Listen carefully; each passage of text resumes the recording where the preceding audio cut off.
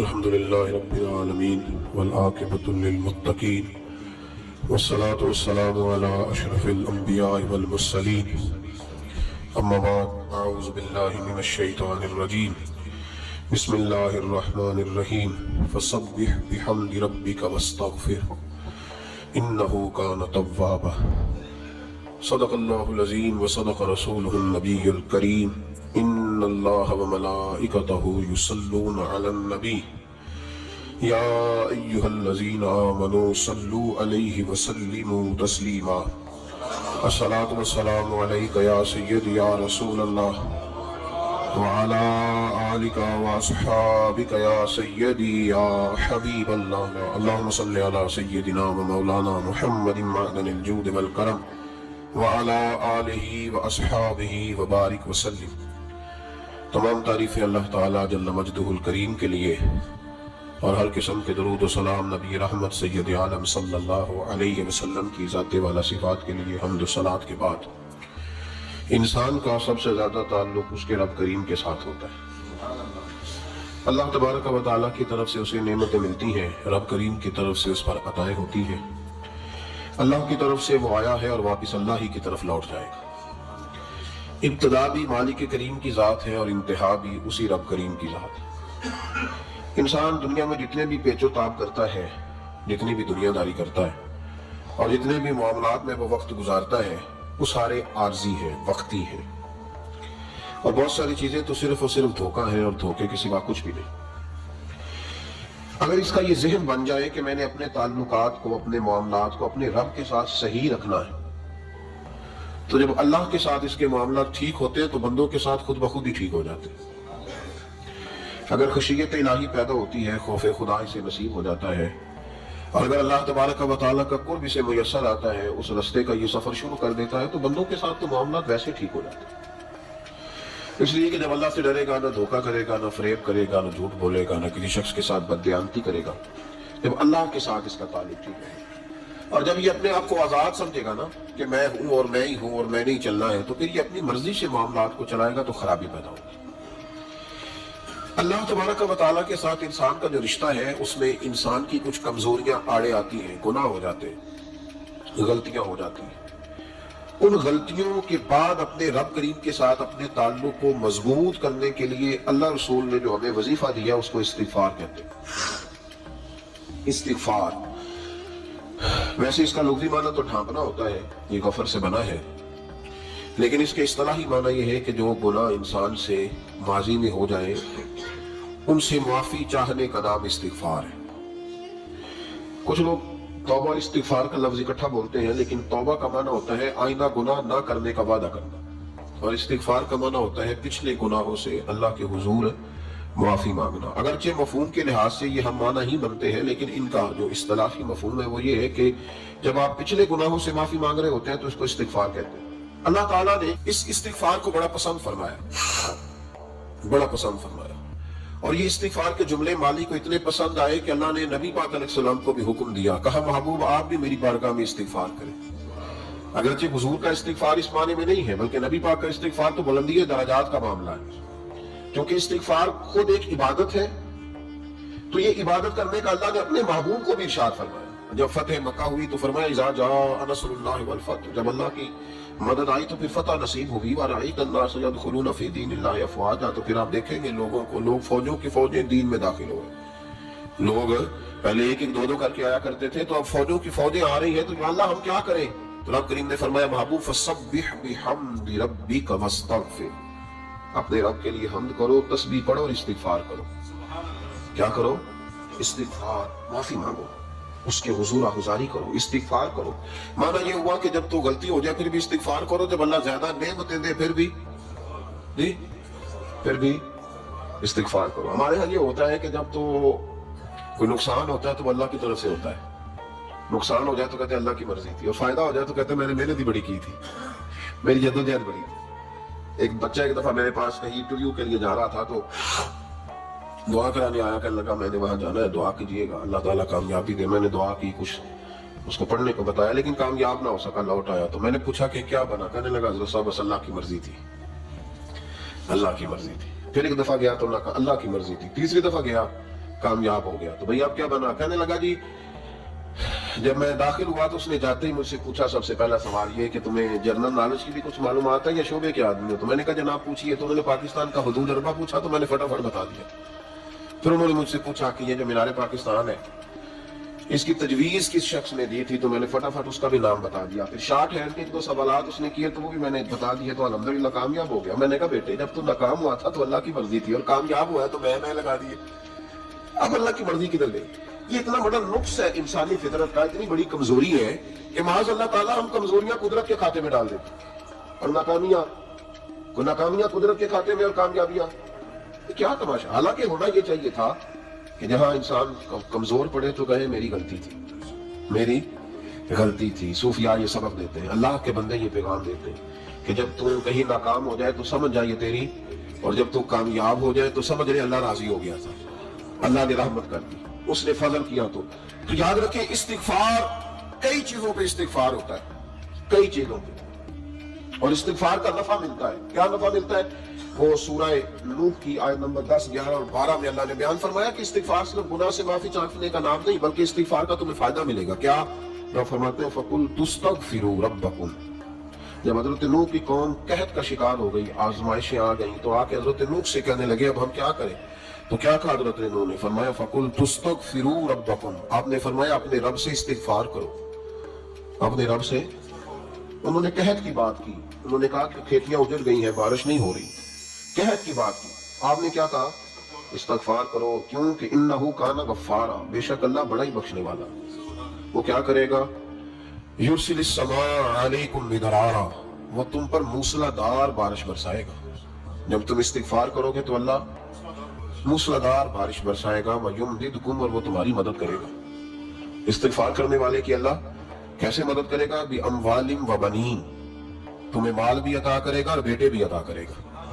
بارش بھی دے گا استغفار کرنے والے کو, اور مال اور اولاد سے اس کی مدد بھی کرے گا. وَيَجْعَلْ لَكُمْ جَنَّةٍ وَيَجْعَلْ لَكُمْ أَنْهَارًا, اللہ تمہیں جنت بھی عطا کرے گا اور تمہیں نہریں بھی عطا فرمائے گا.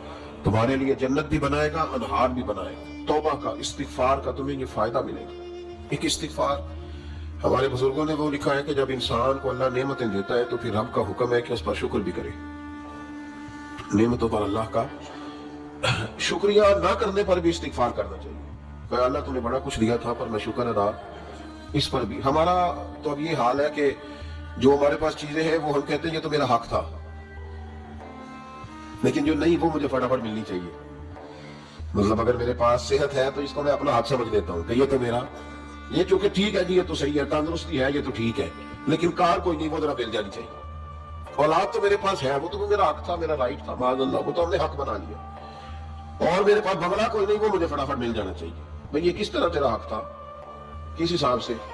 یعنی جو چیزیں ہیں ان کو سنبھالنے کی فکر نہیں ہے, اور جو نہیں ہے ان کے طلب کی فکر لگی ہوئی ہے. شکر نعمت کو محفوظ کر دیتا ہے, شکر نعمت کو محفوظ کر دیتا ہے, اور ناشکری نعمت کو لَئِن شَكَرْتُمْ لَأَزِيدَنَّكُمْ وَلَئِن كَفَرْتُمْ إِنَّ عَذَابِي لَشَدِيدٌ. اللہ فرماتے شکر کر میں تیری نعمتوں میں اضافہ کر دوں, اور ناشکری کرے گا تو عذاب دوں. شکر نہیں نہ ہوتا, شکر نہیں ہوتا. دیکھیں نا, 100 روپے ابا جی نے دیا ایک بچے کو, اور اس کو کہا کہ جا دکان سے کچھ چیز لے آ, تو وہ 100 روپیہ اس نے رستے میں جاتے کہیں پھاڑ دیا یا گوا دیا, تو اب وہ والد سے دوبارہ 100 مانگتا ہے. تو والد کہتا ہے کہ پہلے 100 کا تم نے کیا کیا؟ نہیں سمجھ رہی آپ کو میری بات؟ پہلے 100 کا کیا کیا؟ تو وہ کہے گا کہ میرا دل کرتا تو میں نے پھاڑ دیا. جوان بچہ ہے, سمجھدار ہے, 12-14 سال کا ہے. وہ میری میرا دل کیا نا, میں نے پھاڑ دیا, ختم ہو گئی بات. تو نیا 100 دے دے گا. سبحان اللہ, کتنے خوش ہو کے آپ کہہ رہے ہیں نہیں دے دینا سے.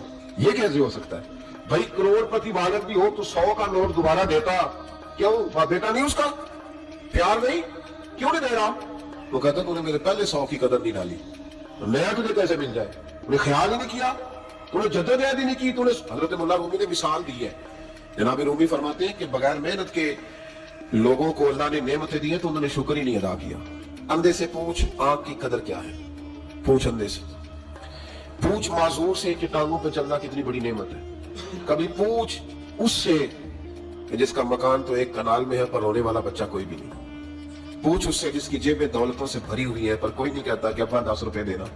پوچھ یہ کتنی بڑی تکلیف ہے. حضرت رومی نے لکھا ہے, وہ فرماتے ہیں کہ ایک والد تھا, تو اس نے بڑی دولت کمائی تھی, تو اس کا بیٹا بے دریغ اڑاتا رہتا تھا. کبھی ادھر پیسے بگا دیے، کمائے نہیں تھے نا، محنت نہیں نہ کی تھی، کمائے نہیں تھے۔ والد بڑا سمجھاتا تھا پر سمجھ نہیں آتی تھی، لیکن اس کے ابا کے ذہن میں ایک بات آئی، وہ کہنے لگا بیٹے یار میں کنگال ہو گیا ہوں، اچانک حالات خراب ہو گئے، ایک آنا مجھے چاہیے دوائی خریدنی ہے، کہیں سے لے کے آؤ۔ اس نے کہا ابا مسئلہ ہی کوئی نہیں، یار ہی بڑے ہیں، بہت سارے لوگوں کے ساتھ رات میں جاتا ہوں روٹی کھانے ہوٹل میں، کئی ہیں جو میرا انتظار کر رہے ہوتے ہیں، فیس بک والے اور جناب وہ سیلفی والے، بڑے سارے ہیں جو کہتے ہیں تیرے بغیر گزارا ہی نہیں، بڑے ہیں جو روز سویرے اٹھ کے پہلے مجھے السلام علیکم کا میسج کرتے ہیں، پھر اس کے بعد کسی اور سے، بڑے ہیں کوئی مسئلہ ہی نہیں۔ ایک کے پاس گیا، ایک آنا چاہیے، اس نے دے دیا، لا کے ابا کو دیا، تو ابا گھر کے اندر جو امیر لوگ ہوتے تھے گھر میں کنواں کھدوا لیتے تھے، ابا کنویں کے کنارے بیٹھا تھا، جب بیٹے نے آنا لا کے رکھا تو اس نے پانی میں پھینک دیا۔ اگلی صبح پھر کہا بیٹے ایک آنے کی ضرورت ہے، دوا خریدنی ہے، اس نے کہا مل جائے گا۔ 2 4 5 دوست ابھی ہیں بڑے مالدار، ان سے جا کے کہا، ایک سے آنا لایا، ابے نے پھر پھینک دیا، تیسرے دن بھی پھینک دیا، چوتھے دن بھی، یار اب ختم ہو گئے۔ کچھ آہستہ آہستہ دوستوں کو پتہ چل گیا کہ کنگال ہو گیا، خبر پھیل جاتی ہے نا، اب بھوکا ہو گیا۔ اب آہستہ آہستہ موبائل بند ہونے لگے، آہستہ آہستہ جو ہے وہ نمبر بلاک ہونے لگا، حالات بگڑ گئے۔ اب جب اسے پتا تھا کہ یار تو دروازہ کھٹکھٹاتا ہوں تو کہتے ہیں کہ اسے کہہ دو میں گھر نہیں، ابا نے تو آنا مانگنا ہے، اور میں بے دریغ دولت ابا کی اڑاتا رہوں، اب یہ بھی نہیں کہہ سکتا کہ مجھے دیتا کوئی نہیں۔ شہر سے باہر نکل گیا، سارا دن مزدوری کی، جد و جہد کی، کبھی کام کیا نہیں تھا، ہاتھوں پہ چھالے پڑ گئے۔ بڑا مشکل ہوتا ہے جن لوگوں نے کام نہ کیا انہیں کرنا پڑ جائے، تو تکلیف کا شکار ہو کے ایک آنا کمایا، شام کو لا کے عبادت کی ہتھیلی پہ رکھا تو اس نے پھینکا نہ جب کنویں میں، تو چیخ پڑا، کہنے لگا ابا جی آپ سیانے بیانے بندے ہیں، روز پیسے لا کے دیتا ہوں، کنویں میں پھینک دیتے ہو، کوئی کرنے والی بات کرو، نہیں دوائی کھانی تو نہ کھاؤ، ضائع کیوں کرتے؟ تو بیٹے کو باپ نے تھپکی دے کے بٹھا لیا، اس نے کہا بیٹا میں نے پہلے دن تو نہیں پھینکا، تو 7واں دن میں روز پھینکتا ہوں، آج تیری چیخیں کیوں نکلی؟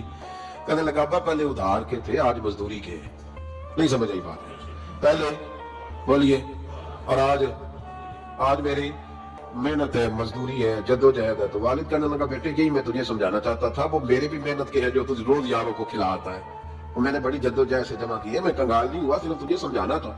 او بھائی یہ آنکھیں تیری محنت کی نہیں نا، اس لیے تو شکر نہیں ادا کرتا، یہ وجود، یہ ٹانگیں، یہ شعور، یہ تیری جد و جہد کا نہیں، جو عقل کی دولت اللہ نے دیا نا یہ تیری محنت کی نہیں، اگر محنت کی ہوتی تو سجدے میں پڑا رہتا، تو خیال کرتا، اللہ نے آنکھیں دیا قرآن دیکھنے کے لیے، جب کوئی کسی گندی چیز کو دیکھتا ہے تو ناشکری کرتا ہے، جب غلط طرف اٹھاتا ہے یہ چیزیں تو ناشکری کرتا ہے۔ صاحبو یاد رکھنا اور اس پر ضرور غور کرنا کہ جب نعمتوں کا شکر ادا نہ کیا جائے تو پھر ہمیں استغفار کا حکم دیا گیا، پھر کیا کرنا ہے ہم نے؟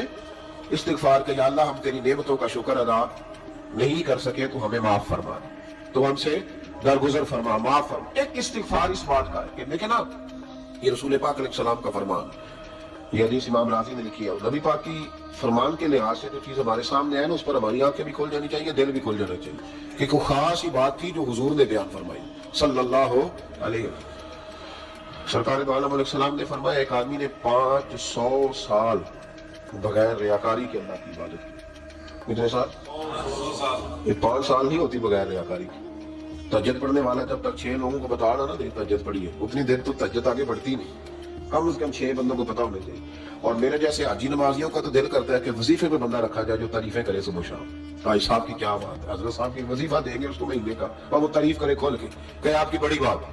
یہ مرض ہے، تعریف سننا نا یہ بیماری ہے، اس نے جھوٹ کو جنم دیا ہے، بہت بڑا مرض ہے۔ حضرت سعدی نے اس پر بہت بڑے مقالات لکھے اور فرماتے ہیں یہ مرض کچھ لوگوں میں بہت زیادہ ہوتا ہے، ایک امیروں میں، امیر لوگ ناراض نہ ہو جائیں پر انہوں نے کہا ہے تو کوئی حکمت ہوگی نا، امیروں میں تعریف سننے کا مرض بہت زیادہ ہوتا ہے، فرماتے ہیں ایک بادشاہوں میں اور تیسرا عورتوں میں، ان میں یہ بیماری بہت زیادہ ہوتی ہے۔ کوئی تعریف نہ کرے تو خود اپنی کرنی شروع کر دیتے ہیں، خود ہی کہہ دیتے ہیں کہ وہ کیا بات ہے، میرے ابا جی تھے وہ تے 100 ہل چلتا سی تے 150 بندہ ٹکر کر، ابا جی چھڑ تو دس تیرے کنے چل دے، تیرے کو کنے بندے روٹی کھانا، اپنی بات کرنا۔ اقبال کہتے تھے تو وہ آبا تمہارے ہی مگر تم کیا ہو، ہاتھ پہ ہاتھ درے منتظر فردا، ابا جی کی دادا جی کے چھوڑ اپنی کر، ہمیں تو تیرا پتہ ہے تو اپنی بات کر، تیرے اندر بھی کوئی چیز ہے کہ نہیں، ابا دادا تو سب کے بڑے، حضرت آدم کی اولاد ہے تو حضرت آدم نبی تھے، تو باپ دادا تو سب کے بڑے بڑے ہی ہیں، بات یہ ہے کہ اپنی بات کرنی چاہیے نا۔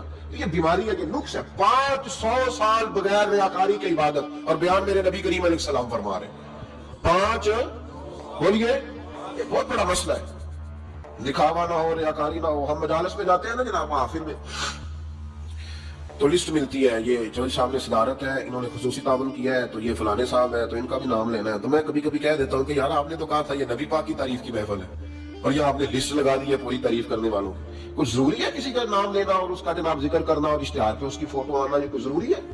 ویسے بھی کوئی اچھا لگتا ہے کہ نبی پاک کے نام کی محفل اور میں صدارت کر رہا ہوں؟ ڈرنا چاہیے نا مجھے اللہ تعالیٰ، حضور کی محفل اور میری صدارت، اس پر کبھی غور کریں۔ اگر کوئی راہ طریقت کا مسافر ہوگا تو تڑپ جائے گا کہ نبی پاک کے نام کی محفل اور سرپرستی ایک ایسے آدمی کی جس کو وضو تک نہیں کرنا آتا، یہ مانا ڈالا وہ دھندا ہے معاذ اللہ تعالیٰ، جس کا جو دل کرے وہ کرتا جائے۔ 500 سال بغیر ریاکاری کی عبادت کی، 500 بڑا مشکل ہوتا ہے۔ حضور فرماتے ہیں یہی بندہ جب اللہ کے حضور کھڑا کیا جائے گا تو رب کریم اس سے کہے گا کہ چلو اس کو میرے فضل سے جنت میں لے جاؤ، تو عرض کرے گا مالک فضل تو ٹھیک ہے پر 500 سال لگائے میں نے۔ وہ مولوی صاحب میری طرح کے بیچارے جو امام مسجد ہوتے ہیں نا، تو وہ بھی کہتے ہیں جب میں آیا تھا تو 30 بچے تھے مسجد میں، اب 80 ہو گئے۔ اور بھائی یہ بندوں کو بتانے کی کیا ضرورت ہے، یہ تو اللہ کی رضا کے لیے ہے نا، تو چھوڑ اس میں اتنا تذکرہ کرنے کی کیا حاجت ہے۔ 500 سال اس نے لگائے، بول پڑا یا اللہ 500 سال لگائے اور تو کہتا ہے کہ اس کو میرے فضل سے لے جاؤ۔ تو رب کریم نے فرمایا چلو کوئی نہیں، پھر انصاف کر لیتے ہیں، الٹی آنکھ کی روشنی نکال کے ترازو کے ایک پلڑے میں رکھو اور 500 سال کی بغیر ریاکاری کی عبادت دوسرے پلڑے میں رکھو۔ کبھی اس مریض سے پوچھنا جس کو ڈاکٹر کہہ دیتا ہے کہ تیری آنکھ کا علاج نہیں ہو سکتا، بے بس ہوتے ہیں ڈاکٹر، جواب دے جاتا ہے شعور۔ پوچھ کبھی اس شخص کو، کہتا ہے بس اب آپ اپنی آنکھیں موجود ہونے کے باوجود آپ دیکھ نہیں سکتے، اتنی موٹی آنکھ لگی ہوئی ہے، لیکن روشنی اللہ چاہے تو دیتا ہے، نہ چاہے تو نہیں دیتا۔ ایک آنکھ کی روشنی ایک پلڑے میں رکھ لو اور دوسرے میں 500 سال کی عبادت رکھ دی، اللہ اکبر۔ تو رب کریم نے فرمایا اب تولو، جب تولی تو وہ عبادت تھوڑی تھی اور ایک نعمت زیادہ تھی۔ اللہ نے فرمایا یہ تو بھائی اس کو تو 500 سال دیے تھے، یہ تو ایک نعمت کا شکر نہیں ادا کر سکا، پکڑو اس کو دوزخ میں ڈالو۔ یہ کر کے کیا آیا ہے؟ پکڑو جہنم میں ڈالو اس کو، لے چلو۔ ترمذی شریف کے لفظ ہے، نبی پاک نے ہمیں سمجھایا اور ایک جملے میں ساری بات ختم کر دی۔ حضور فرمانے لگے تو اللہ کی تھوڑے دیے ہوئے رزق پہ راضی ہو جا، وہ بھی تیری تھوڑی عبادت سے راضی ہو جائے گا۔ اور اگر تیرا پروگرام ہے نا لمبی چوڑی جائیداد ہوگا تو پھر سجدے بھی لمبے کر، پر لمبے کر میں تو بھی۔ یہ کیا بات ہوئی؟ یہاں اتنی دولت بڑھتی جاتی ہے، عبادت سکڑتی جاتی ہے، وقت ہی نہیں، ٹائم ہی نہیں، یہ بڑھاپ ہے۔ تو جب دوزخ میں جانے لگا نا تو پھر خیال آیا، تو حضور فرماتے ہیں استغفار کرنے لگا، کہنے لگا اللہ میں بھول گیا تھا، اللہ مجھے غلطی لگ گئی، استغفار کر رہا۔ تو جب اس نے استغفار کیا تو رب کریم تو پہلے ہی بڑا قبول کرنے والا ہے، یا اللہ میں بھول گیا تھا، فرمایا چلو جو استغفار کرے اسے تو میں ویسے ہی معاف کر دیا کرتا ہوں، اسے بخش دو، اسے میرے فضل سے جنت میں لے جاؤ۔ پہلا استغفار ہمارے بزرگ نے ایک مراقبہ کراتے تھے، مراقبہ ان فی خلق السماوات والارض واختلاف اللیل والنہار لآیات لأولی الالباب۔ مراقبہ ہوتا تھا اللہ کی نعمتوں پر غور کرنے کا نام۔ تو اکیلا بیٹھ، گردن جھکا اور غور کر خدا کا فضل کتنا ہے اور میری اس میں محنت کتنی، اس کا شمار کر۔ اس طرح کر کے 2 خانے بنا، ایک خانے میں اللہ کی نعمت رکھ اور دوسرے میں پھر اپنی محنت رکھ۔ اس کو کہتے ہیں مراقبہ، یہاں سے مراقبہ سٹارٹ ہوتا ہے۔ اور اگر تو شکر ادا کر رہا ہے تو پھر ٹھیک ہے، ورنہ پھر استغفار کر، پھر اللہ کے حضور معافی مانگ، پھر اس کے حضور آہوزاری کر، پھر اس سے کہہ کہ وہ معاف کرے۔ ہم لوگ یہ والا مراقبہ نہیں کرتے، اس لیے جو چیز ہے وہ تو میرا حق تھا، مجھے فٹافٹ دوسری بھی چاہیے۔ استغفار کریں اس لیے کہ ہم شکر ادا صحیح طور پر کر سکے، پھر اس کے بعد دوسرا استغفار اس وقت ہوتا ہے اللہ اکبر کہ جب انسان باشعور زیادہ ہو پر بے عمل بھی اتنا ہی زیادہ ہو، اسے بھی استغفار زیادہ کرنا چاہیے۔ اب میرے سمیت کسی بھی آدمی کو چھیڑیں گے نا تو دنیا اور مافیہ کی وہ باتیں کرے گا، لیکن جب اس کا عمل دیکھا جائے گا تو کچا سا، پلپلا سا، کمزور سا۔ یعنی ایسے لوگ ہیں جو ماں باپ کی عظمت پر 6 گھنٹے تقریر کر سکتے ہیں، لیکن اگر ان کی اماں سے جا کے پوچھا جائے کہ بیٹے کا حال کیا ہے جی، تو کہتے ہیں بڑی تکلیف میں، اپنے بیٹے کے سبب سے وہ بڑی آزمائش کا شکار۔ بھئی تیری 6 گھنٹے کی تقریر کا معنی کیا ہوا؟ تو لفظوں کے گولک دھندے کا ماہر ہے۔ لفظ میں ادھر گیا ہوا تھا بڑی دور پنجاب کے ایک شہر میں، تو ایک صاحب مجھے کہنے لگے کہ میری 21ویں سالانہ محفل ہے۔ میں نے کہا نماز پڑھتے؟ کہتے نہیں۔ تو میں نے کہا محفل کا کیا معنی رکھا ہوا ہے آپ نے؟ یہ کیا ہے، رسم ہے؟ فلاں بہت بڑے عالم کو میں نے بلایا، فلاں کو بلایا، فلاں نعت کا، یہ کیا ہے؟ اگر تو نمازی نہیں آج تک، اس کو کیا سمجھتا ہے تو؟ میرے لیے فلاں بزرگ سے بھی تعلقات ہے، تو تو نے کیا حاصل کیا ان سے؟ تعلقات کا کیا مطلب ہوتا ہے؟ فوٹو آتی ہے ساتھ، اخباروں میں تصویر لگ گئی، فیس بک پہ آ گیا کہ میں ان سے ملا ہوں، اتنا تعلق ہے؟ یا تو بھائی خوشبو کے قریب سے بندہ گزر جائے تو خوشبو آنے لگ جاتی ہے۔ تو نے پایا کیا؟ شعور ہونا اور عمل نہ ہونا بہت بڑی مصیبت ہے. اس سے اللہ کی بارگاہ میں استغفار کرنا چاہیے. یعنی انسان کو عقل ہو، پتہ ہو، خبر ہو، اور اس کے پاس ڈھیلے کا عمل نہ ہو. اس کو 3400 حدیث آتی ہو کہ نماز نہ پڑھنے والے کی سزا یہ ہے، پھر بھی نہ پڑھے. تو سزا ہے کہ نہیں اللہ کی طرف سے؟ حضرت رومی رحمۃ اللہ علیہ فرمایا کرتے تھے بہت سارے بندوں کو اللہ سارا کچھ دیتا ہے، مسجد آنے کی توفیق نہیں دیتا. مانا یہ ہے کہ اللہ ان سے ناراض ہے. وہ کہتے ہیں کہ میں بڑا سمارٹ ہوں. تو عقل ہونا اور عمل نہ ہونا، اس پر بھی استغفار کرنا چاہیے.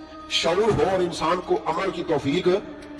یار ساری زندگی گورکھ دھندے میں گزر گئی لوگوں کی، لفظوں کے بڑے ماہر رہے. اور میں ایسے لوگوں کو دیکھتا ہوں تقریریں 6 گھنٹے، 9 گھنٹے کی تقریریں سنتے بیٹھتے ہیں مجالس میں. نماز کا وقت آتا تو مصیبت بن جاتا، بھاگتے جان چھڑاتے. مسجد کی حاضری 20 منٹ کی بھی صحیح نہیں دے سکتے. کیا ہے یہ کیوں بہت بن گیا تیرے اوپر؟ غور کا ڈر اللہ سے. میرے نبی کریم علیہ وآلہ وسلم نے ارشاد فرمایا قیامت کے دن کچھ لوگ کئیوں کی بات سن کے جنت میں چلے جائیں گے. تو اللہ تعالیٰ ہماری پردہ پوشی عطا فرمائے. کہا کچھ تبلیغیں کرنے والے دوزخ کے دروازے پہ کھڑے ہوں گے تو وہ جنتی کہیں گے کہ مولانا پیر صاحب ہم تو آپ کی بات سن کے جنت میں جا رہے ہیں، تو آپ یہاں کیوں کھڑے ہیں؟ تو وہ کہیں گے آئے افسوس میں کہتا تو رہا پر عمل نہ کر سکتا. میں عمل اس سے مراد صرف ممبر میں بیٹھنے والا مولوی نہیں، اس سے ہر وہ شخص مراد ہے جو نصیحتیں بڑی کرتا ہے لیکن خود عمل ہے وہ بہت بڑا الفاظ کا ذخیرہ رکھتا ہے، پر عمل کے لیے 2 سجدے بھی صحیح طریقے سے دے سکتا. پھر وہ استغفار کرے، پھر وہ اللہ کی بارگاہ میں معافی مانگے، پھر وہ توبہ کرے. اس لیے کہ جو جتنا بڑا ہوتا تھا نا اس پہ خشیت بھی اتنی زیادہ طاری ہوتی، اس پر خشیت بھی اتنی جتنا. حضرت عمر فاروق رضی اللہ تعالیٰ عنہ کو زخم لگ گیا، شدید زخم لگا، آپ بڑی زیادہ خون بہ گیا ہے. بہت سارے صحابہ آپ کے گرد جمع ہو گئے، حضرت عبداللہ ابن مسعود بھی آ گئے. تو جناب عمر رونے لگ گئے. اب تو رونا آتا ہی نہیں لوگوں. حضرت محی الدین ابن عربی کہا کرتے ہیں جس کو پورا ہفتہ ہو گیا نا وہ طریقت کا مسافر بھی. جا رہے ہیں آپ حضرات؟ کہتے تھے جس کو پورا ہفتہ ہو گیا نا طریقت کا مسافر بھی ہے، پر اللہ رسول کی یاد میں رویا نہیں. فرماتے تھے مجھے تو اس کے ایمان پر شک ہونے لگ گیا کہ 8 دن ہو گئے اسے خیال ہی نہیں آیا. حضرت عمر میدان میں جس شخص کے کبھی پاؤں نہیں لڑکھڑائے، اللہ رسول کی بات آتی تھی تو دریا بہتے تھے آنسو. یہاں حال ہی کوئی نہیں. خوش جملے اور جناب موٹے موٹے تراشے ہوئے فکرے اور لفظوں کی ہیرا پھیری، اس کے علاوہ کوئی چیز نظر ہی نہیں آتی. حضرت عمر رونے لگے، آخری وقت ہے، تڑپ رہے ہیں، آنسو بہ رہے ہیں. حضرت عبداللہ ابن مسعود آ گئے. انہوں نے کہا عمر تیری ہجرت بھی بڑی باکمال تھی، تیرا اسلام قبول کرنا بھی بڑا ہی باکمال تھا، حضور بھی تجھ سے ہمیشہ راضی رہے. عمر تو روتا کیوں ہے یار؟ بات تو یہ ہے کہ جب تو نے خلافت سنبھالی تو پھر تیرے طریقے بھی باکمال ہی تھے، اور جب تو میدان میں اترتا تھا پھر بھی تیرے معاملات باکمال تھے، اور جب تو مال غنیمت بانٹتا تھا پھر بھی تو باکمال. یار ہر موقع پہ تو باکمال تھا، تو جاتے دفعہ روتا کیوں ہے؟ ان کا استغفار دیکھو، ان کی توبہ دیکھو.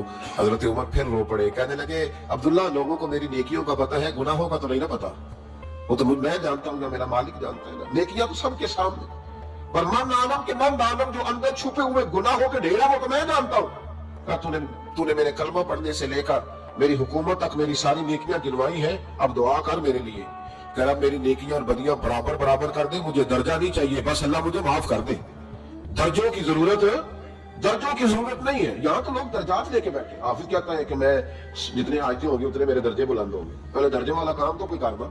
مولانا کہتے ہیں کہ نور کے ممبر پہ بیٹھوں گا. بھائی پہلے بتا نور کے ممبر کی طرف تیرا سفر بھی جاری ہے کہ نہیں؟ تاجر کہتا ہے کہ میں سخاوت کروں گا تو حضرت عثمان کے ساتھ جگہ ملے گی، پر حضرت عثمان کی سخاوت اور اپنی سخاوت کا فرق بھی دیکھ. مجاہد کہتا ہے کہ میں نبی پاک کے جہاد والے صحابہ کی پشت پہ رہوں گا تو پہلے اپنے کام تو دیکھ. اور جب ساری باتیں سمجھ میں نہ آئے تو پھر اللہ کی بارگاہ میں استغفار کر. پھر بیٹھ. بڑے لوگ استغفار کرتے، معافی چاہتے، اور یہ استغفار پھر اتنا کرم کرتا، اتنی آسانی کرتا، اس قدر بہتری کرتا کہ وہ مانگ تو اپنے گناہوں کی معافی رہے ہوتے تھے اور اللہ رحمتوں کے دروازے کھول دیتا تھا. اللہ ان پر کرم کے دروازے. حضرت امام حسن کے پاس ایک شخص آیا، حضرت امیر معاویہ میں بیٹھے تھے. تو اس نے امام حسن سے آ کے کہا کہ حضور اولاد نہیں ہے، کوئی دعا کر دے. تو جو ہے میری بات پر اب بھی لوگ پیروں کے پاس آتے ہیں نا، ماشاءاللہ سے اللہ خیر فرمائے. تو پیر صاحب اگر وظیفہ بتائے تو وظیفہ چونکہ پڑھنا پڑتا ہے وہ کام مشکل ہے. زیادہ طویل تو پیروں نے بھی اب ماشاءاللہ بڑی ترقی کر لی، انہوں نے بھی طویل چھپوا کے رکھ لی ہے. کون لکھے اتنے طویل؟ کیونکہ ہر مرید کو تو طویل چاہیے. انہوں نے نا جی طویل پکے چھپوا لیے، کچھ نے مورے بنوا لی ہیں. دیکھتا رہتا ہوں، میرا شعبہ ہے نا، میں دیکھتا رہتا ہوں کہ مور لگائی، اس کو باندھا، اللہ خیر کرے. تو اب وہ نفسیاتی معاملہ ہے، ظاہر ہے 100 بندہ تمیز لے کے گیا تو 1.5 کو تو فرق پڑے گا ہی نا بیچ میں سے. جس کو فرق پڑ گیا اس کا فیس بک پہ دے دیا کہ یہ میری کرامت ہے جی، تو جس کا نہ پڑا جی جڑے محرم راز حقیقت دے وہ تے راز حقیقت کھول دی نہیں. اے جنہ ویکھیا نہیں وہ کرم گلا، جنہ ویکھ لیا وہ تے بول گئی نہیں. ہمارے ایک حضرت تھے تو ان کے پاس ہم بیٹھے تھے، نیک آدمی، تو تویز دیا تو مرید کہنے لگا حضور دوبارہ کب آؤ؟ کہنے لگے فرق پڑ گیا تو آ جانا، نہیں تو کہیں اور چلے جانا. اس لیے کہ شیخ عبدالعزیز دباغ رحمت اللہ علیہ کے ایک مرید نے کہیں تنقید کر دی تھوڑی سی. یہ لفظ بس نا بہت بڑے ہیں، ان کی میں تشریح نہیں کروں گا، جتنے جملے اتنی بات کر کے بیت جاؤں گا. ان کی تشریح نہیں ہو سکتی، یہ ان کی توضیح نہیں ہو سکتی، کچھ تفصیل نہیں ان کی ہو سکتی. یہ جملے بڑے، میں کوئی تشریح نہیں کروں گا. اس نے کہا کہ حضور فلاں فلاں فلاں فلاں جگہ مجھے پریشانی ہے آپ کے حوالے سے. تو آپ فرمانے لگے میں نے کون سا باندھا ہوا ہے، نہیں سمجھ میں بات آتی تو کہیں اور چلا جا. باندھ کے رکھا نہیں، دروازے کھلے ہوئے کہیں اور چلا، ختم ہو گئی بات. تنقید کرنے کی ضرورت چھٹی. اس لیے کہ وہ لوگ بت نہیں بناتے تھے کہ بس ادھر ہی پوجا کرنی ہے کہ کہیں اور نہیں جانا. یہ چھوڑے ہے نا ہمارے چکر چلا ہوا، میرے علاوہ کہیں اور نہ جانا. شیخ عبدالوہاب شرونی فرمایا کرتے تھے یہ تو نقص ہے تیرے اندر کا، یہ تو تیرے اندر کا نقص ہے. اگر تو قابل ہوتا تو کہتا جا سنگیا سارا زمانہ دیکھا، اگر کوئی میرے جیسا ملا تو چلا جانا، اور اگر میری طرح کا نہ ملا تو پھر کہیں اور ہے، جا دیکھا سارا. وہ بھائیو کیا چکر ہے، وظائف لوگ پوچھتے تھے تو ان پہ عمل کرتے تھے، وہ چیزیں فائدہ دیتی. حضرت امام حسن سے آ کے وظیفہ پوچھا، اس شخص نے کہا حضور اولاد کوئی نہیں تو وظیفہ بتایا، تو آپ نے فرمایا استغفار پڑھا کر. کیا کر؟ اس نے کہا ٹھیک ہے. تو حضور پھر میں دوبارہ کب آؤں؟ تو امام حسن کہنے لگے بے اولاد ہے نا تو، استغفار کا وظیفہ بتایا نا؟ کہا ہاں. فرمانے لگے اس وقت آنا جب اللہ تجھے 10 بیٹے عطا کرے گا. کتنے؟ 2 4 نہیں، 10 ہی کہہ دیے. تو حضرت امیر معاویہ رضی اللہ عنہ دیکھا، کہنے لگے حسن اتنا بڑا دعویٰ. آپ فرمانے لگے میں نے کہہ دیا نا تو اللہ فضل کرے گا. ہاں اللہ خیر کرے گا، خیر ہو جائے گی. وہ شخص کئی سالوں کے بعد آیا، کئی سالوں کے بعد، تو حضرت امیر معاویہ کو بھی ساتھ لایا. کہنے لگا حضور اللہ کے فضل سے اللہ نے 10 بیٹے عطا فرمائے، پورے 10 ہی اللہ نے دیے. حضرت امیر معاویہ کہنے لگے جناب بات تو آپ کی سچی ہو گئی، پر مجھے بھی بتائیے وظیفہ کہاں سے لیا؟ فرمانے لگے قرآن پاک سے. سورہ نوح کی 10 11 12 آیت پڑھو. اللہ فرماتے ہیں تم استغفار پڑھو، میں تمہاری بیٹوں سے بھی مدد کروں گا، مالوں سے بھی مدد کروں گا. تو میں نے استغفار بتائی تھی اور قرآن میرے اللہ کا ہے، رب کا وعدہ جھوٹا ہو سکتا؟ فرمایا 10 بیٹے ملنے تھے، میں نے کہہ جو دیا تھا. وہ میرے بھائیوں یاد رکھیں، استغفار اللہ کی رحمت نازل کر. ایک ہوتا ہے خوف، ایک ہوتی ہے خشیت. خوف والے لوگ توبہ کرتے ہیں، خشیت والے استغفار کرتے ہیں. ایک ہوتا ہے خوف، ایک ہوتی ہے خشیت والے استغفار کرتے ہیں. نبی کریم علیہ السلام نے فرمایا میں دن میں 100 مرتبہ استغفار کرتا ہوں، دن میں. توبہ والا کہتا ہے کہ میں بھول گیا تھا مجھے معافی مل جائے، اور خشیت والا کہتا ہے میرا یار ناراض نہ ہو جائے، وہ استغفار ہی کرتا رہتا ہے، وہ معافی. حضرت رومی نے مثال دی ہے، فرماتے ہیں ایک عورت تھی تو بھیک مانگا کرتی تھی. ایک دن بادشاہ کے دروازے پہ بھیک مانگنے گئی تو بادشاہ کو پسند آ گئی، اس نے نکاح کر دیا. 20 کنیزائیں اس بی بی کے پاس تھی خدمت کرنے کے لیے، روٹی دینے کے لیے، کپڑا دینے کے لیے، لیکن وہ ہر وقت روتی رہتی تھی، ہر وقت روتی. ایک سمجھدار کنیز کہنے لگی کہ ملکہ اب تیرا درجہ بہت بڑا ہے، تو ہر وقت روتی رہتی ہے، معافی مانگتی رہتی ہے ہر وقت، کون سی ایسی نعمت ہے جو تیرے پاس نہیں؟ تو وہ کہنے لگی اس لیے تو روتی ہوں. کیا مانا؟ کہنے لگی اس لیے روتی ہوں کہ میں اس قابل نہیں تھی جو مجھے مل گیا، کہیں میرے سر کا سائیں ناراض نہ ہو جائے، وہ کہیں بگڑ نہ جائے. مجھے پتا ہے کہ میں کیا تھی اور مجھے کہاں تک پہنچا دیا. میں روتی اس لیے ہوں کہ کبھی کہیں وہ ناراض. حضرت عمر اس لیے روتے تھے کہ کہیں مصطفیٰ ناراض نہ ہو جائے. حضرت ابو بکر اس لیے تڑپتے تھے کہ کہیں اللہ کا فضل روٹ نہ جائے. یہ جو مولا علی اپنے کمرے میں بیٹھ کے زور زور سے استغفار پڑھتے، تو اس لیے نہیں کہ بڑے پاپ تھے جن کی معاذ اللہ معافی مانگتے تھے، اس لیے کہ رب رسول کہیں ناراض نہ ہو. خشیت تھی کہ جہاں ہم پہنچے ہوئے کہیں وہاں سے واپس. استغفار بندے کی اللہ سے صلح کرا دیتا ہے، بندے کی رب سے صلح ہو جاتی ہے جب استغفار. دیکھیں نا بڑی سادی سی بات ہے کہ 2 بھائی ناراض ہوں تو بڑا کہتا ہے اس نے میری بے ادبی بڑی کی، تو چھوٹا اگر پاس آ جائے اور پیر پکڑنے کا چل یار معاف کر دے، تیرا بھائی نہیں. پتہ کیا ہوتا ہے؟ صرف معافی نہیں ملتی.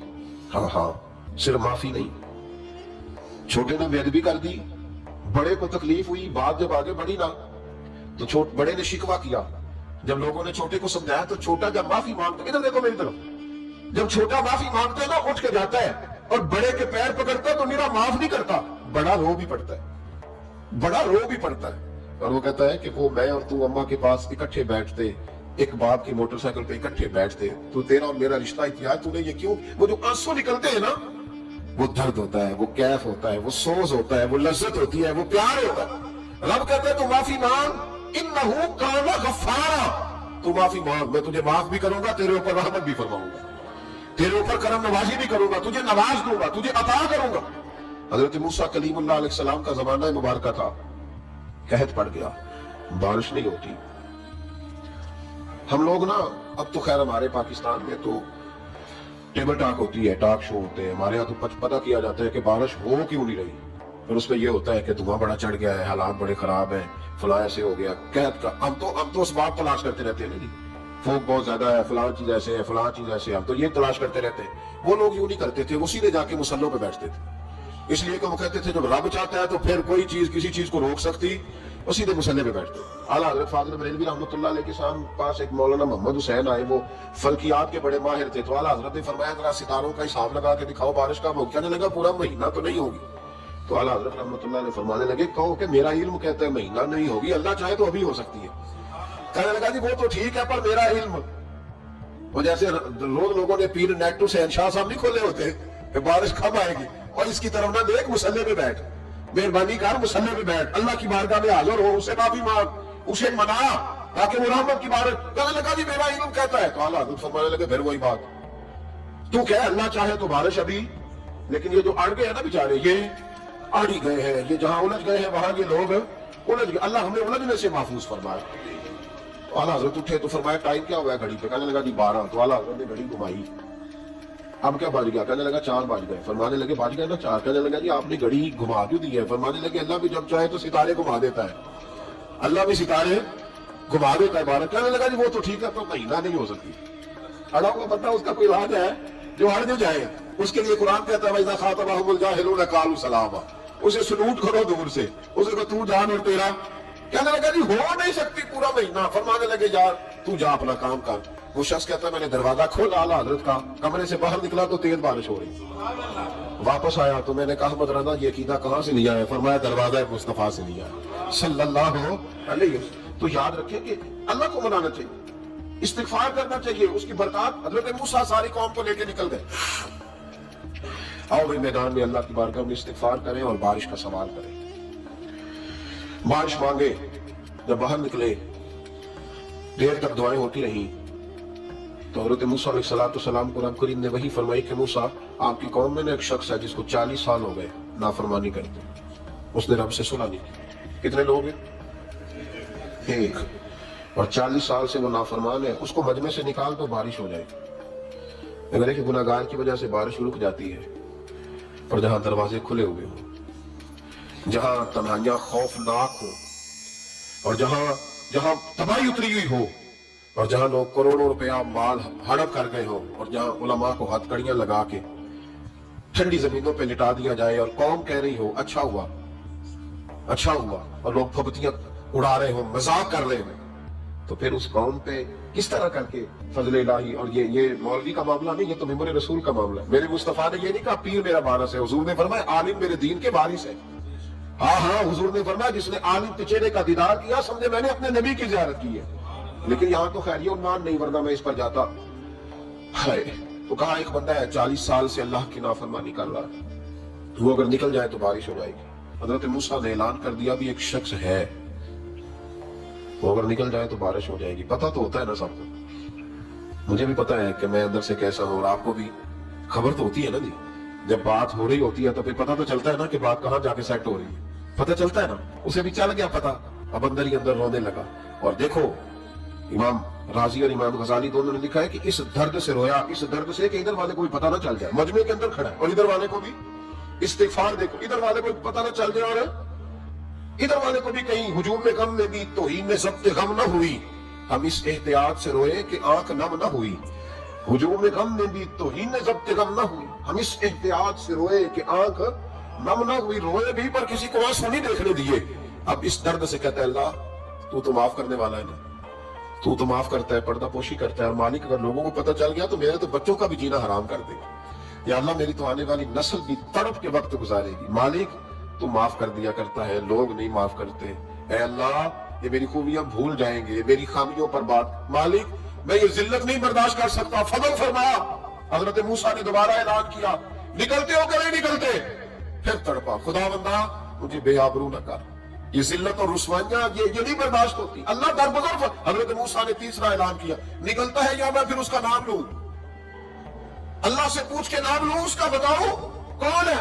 اب تو تڑپ گیا, کہنے لگا مالک میں تیری بارگاہ میں استغفار کرتا ہوں, آئندہ نہیں کرتا, آئندہ نہیں کرتا. یہ لفظ ادا کیے, بندہ کوئی بھی نہیں نکلا. رب کریم نے بارش عطا کر دی, تیز بارش جب برسی نا, تیز بارش. لوگ تو بھی دیکھ کے دوڑ گئے. تو حضرت موسیٰ کہنے لگے یا اللہ مجھے بھی تو بتا, تو نے کہا تھا کہ جب تک بندہ نہیں نکلتا بارش نہیں ہوگی. تو نکلا کوئی بھی نہیں, بارش ہو گئی, ماجرا کیا ہے. تو رب کریم نے فرمایا موسیٰ بس اس نے مجھ سے صلح کر لی, اس نے مجھ سے صلح کر لی. اور امام غزالی نے لفظ لکھے, حضرت موسیٰ نے پوچھا, حالانکہ اللہ اپنے نبیوں کو غیب کے خزانے دیتا ہے, پوچھا کہ اللہ مجھے اس کا نام بتا دے. تو رب کریم نے فرمایا موسیٰ جب گناہگار تھا تب نہیں کسی کو بتایا, جب پاپی تھا تب نہیں بتایا, جب مجرم تھا تب نہیں بتایا, اب کیسے بتا دوں. فرمایا اس کی میری صلح ہو گئی ہے. اور فرمایا جو بارش نہیں نہ ہو رہی تھی وہ بھی اس کی وجہ سے نہیں ہو رہی تھی, اب جو ہوئی ہے نا تو یہ بھی اسی کی وجہ سے ہوئی ہے. یہ بارش اب جو ہوئی ہے تو یہ بھی یہ اس گناہگار کے سبب سے. اپنی راتیں اللہ کے ساتھ گزارے, مصلی پہ بیٹھے. میرے اصحاب رحمۃ اللہ علیہ سے جب کو کہتا نا کہ بڑا پریشان ہوں تو کچھ بتائیں, تو فرماتے آج رات مصلی پہ بیٹھ کے اپنے رب سے بات کرنا, میں بھی بات کروں. بندوں کو دکھ بتانے سے عزت میں کمی آتی ہے, اور اگر اللہ کو بندہ اپنے دکھ بتائے تو اللہ عزتیں بڑھا دیتا ہے. ترمذی شریف کی حدیث ہے, نبی پاک علیہ السلام نے فرمایا اگر تو دنیا داروں کو دکھ بتائے گا تو اللہ تجھے غنی نہیں کرے گا, اور اگر تو اپنے رب کو بتائے گا تو اللہ بڑی جلدی تجھے دنیا سے بے نیاز کر دے. تجھے لوگوں کی ضرورت نہیں رہے گی. استغفار کرے, کثرت سے کرے, ذوق سے کرے, مصلی آباد رکھے. ہر شے دیکھو نا, جس طرح کھانے کی میز آباد رہتی ہے, بستر آباد رہتا ہے, ہمارے دیگر معاملات, اگر مصلی نہ آباد رہے تو روح بے چین رہتی, طبیعت بے قرار رہتی. انسان میں نے دیکھا ہے بڑے بڑے سمجھدار لوگ پاگلوں جیسے زندگی گزار رہے ہیں, بولتے جا رہے ہیں, بولتے جا رہے ہیں, بولتے جا رہے ہیں. ایسے کسی کو کوئی خبر کہ 6 فون اٹھائے ہوئے ہیں, ایسے جیسے ڈسٹرب ہو گئے مینٹلی طور پر. وجہ کیا ہے کہ ان سے جان نہیں چھڑاتے. کبھی سارے موبائل بند کر کے نا, سارے بچے ہر چیز سائڈ پہ کر کے مصلی پہ بھی آنا چاہیے. اور مالک تو بڑا ہی قریب ہے, اللہ تو بڑے کنز المال کی حدیث سنا کے بعد سمجھتا ہوں.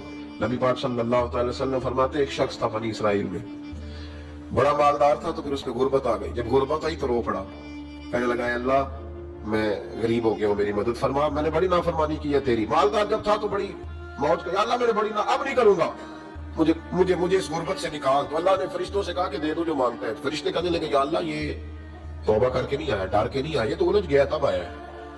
یہ تجھ سے ڈر کے ہوتا ہے نا ایسے کہ لوگ اللہ سے نہیں ڈرتے جتنا غربتوں سے بعد اللہ ڈرتے. یا اللہ یہ تو وہ الجھ گیا تب آیا. تو اللہ نے فرمایا پتہ مجھے بھی ہے لیکن آ تو گیا ہے, چلو دے دو. تو کہا یا اللہ اگر دے دیا تو دوبارہ نہیں آئے گا. فرمایا اس کا بھی مجھے پتا ہے, تو وہ دے دو. اسے دے دیا. جب دولت مل گئی نا تو کہنے لگا وہ تو میں نے اس طریقہ سے استعمال کیا اس لیے کامیاب ہو گیا. پھر کچھ وقت گزرا تو پھر الجھ گیا, پھر قرضے چڑھ گئے, پھر سارے علاج کر. کہنے لگا یا اللہ اب نہیں کرتا, اب معاف کر دے. 70 دفعہ توبہ کی اور 70 دفعہ توڑی. حبیب کریم فرماتے ایک دن بستر پہ تھا, آسانی تھی, 70 دفعہ فرشتوں نے کہا یا اللہ یہ جھوٹا ہے, جھوٹ بولتا ہے, یہ تو غربت آئی ہے تو تیری بارگاہ میں آیا ورنہ کبھی نہ آتا. بیمار ہوا ہے تو آیا, اس کا تو بچہ بیمار ہوا ہے تو آیا, ورنہ کبھی نہ آتا. 70 دفعہ توبہ توڑی. ایک دن رات کو بستر پہ لیٹا تھا, دولتیں بھی تھی, آسانیاں بھی تھی. دن میں خیال آیا میں کتنا جھوٹا ہوں, جب الجھ جاتا ہوں تو اس کے دروازے پہ جاتا ہوں اور وہ کتنا قریب ہے. مجھے خالی نہیں لوٹاتا, تڑپ اٹھا, آنسو نکل گئے, اٹھ کے مصلی پہ کھڑا ہوا. تو رب کریم نے فرشتوں سے فرمایا کھول کے دیکھو دروازے, آج یہ غربت کی وجہ سے نہیں آیا, آج میرا بن کے آیا ہے. تو یا اللہ پہلے تو دولت دیتا تھا, آج کیا دے گا. تو محبوب فرماتے اللہ فرماتے اب میں اسے بغیر حساب کتاب جنت عطا کروں. استغفار کرے, اس کے حضور حاضری دے. جس طرح سارا کچھ چھوڑ چھاڑ کے لوگ کہتے ہیں کہ 1 مہینہ میں نے کسی سیاحتی مقام پہ رہنا ہے, میں نے اب کسی ٹھنڈے علاقے میں چلے جانا ہے, برف باری دیکھنی ہے, سیر کرنی ہے, 10 دن کی چھٹیاں وہاں گزارنی ہے. چلو 7 چھٹیاں وہاں گزار لو, 3 دن اپنے اللہ کے ساتھ گزارو. روزے رکھو, دن کو رات کو قرآن شریف پڑھو, تلاوت, کچھ وقت دو اللہ کے ساتھ. حضور پر درود و سلام بھیجنے کے لیے, نبی پاک کی نعت کے لیے, اذکار کے لیے, بزرگوں کے لیے. پھر دیکھنا اللہ روح کو کتنا سکون دیتا ہے. آخر دعوانا الحمدللہ رب العالمین.